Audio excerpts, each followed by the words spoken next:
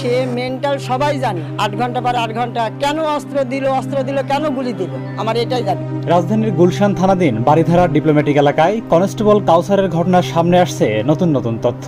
ঘাতক কাউসার সম্পর্কে পুলিশ সূত্রে জানা যায়, গত কয়েকদিন ধরে কাউসার আলী মানসিকভাবে বিপর্যস্ত ছিলেন। গত 5-6 দিন ধরে সে কারোর সঙ্গে ঠিকভাবে কথা বলতেন না, বলতে গেলে সে চুপচাপই ছিলেন।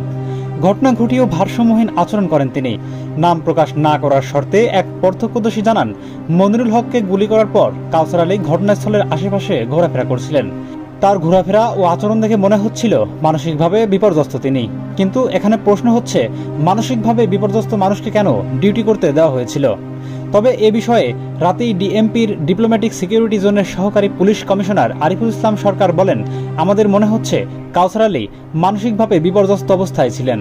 প্রাথমিকভাবে আমরা আক্রমণকারী পুলিশ সদস্যর ব্যাপারে যতটুকু জেনেছি, সে 5-6 দিন থেকে খুব চুপচাপ ছিলেন। তার অন্যান্য সহকর্মীদের সঙ্গেও কথা বলছেন না তিনি। তার ব্যাচমেটের সঙ্গে কথা বলে এসব জেনেছি। ডিসি রিফাত বলেন, তিনি দীর্ঘদিন পুলিশে কর্মরত, পাগলের বেশ ধরেছেন তিনি। ঘটনা স্পর্শকাতর, ঘটনা গুরুতর। এই অপরাধের শাস্তি সম্পর্কে জানে কনস্টেবল কাউসার। সঙ্গত কারণে সে পাগলের বেশ ধরতে পারে, মুখে কুলুপ এঁটেছেন। অধিকাংশ প্রশ্নের উত্তর সে দিচ্ছেন না।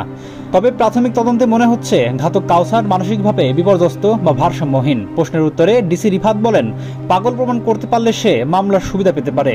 সেটা জেনে বুঝেই হয়তো পাগলের বেশ ধরেছে। আমরা আরও জিজ্ঞাসাবাদ করব, তারপর বলা সম্ভব হবে ঘটনার আসল মোটিভ। রাজধানীর গুলশান থানাধীন বারিধারা ডিপ্লোম্যাটিক জোন এলাকায় ফিলিস্তিন দূতাবাসের সামনে ডিউটিরত কনস্টেবল মনিরুলের সাথে এই ঘটনায় কাউসার আলী নামে এক পুলিশ সদস্যকে গ্রেপ্তার করার পর থানায় নিয়ে ব্যাপক জিজ্ঞাসাবাদ করা হলেও মুখ খুলছেন না তিনি। পুলিশ বলছে, পাগলের বেশ ধরেছেন কনস্টেবল কাউসার, কোনো প্রশ্নের উত্তর দিচ্ছেন না তিনি।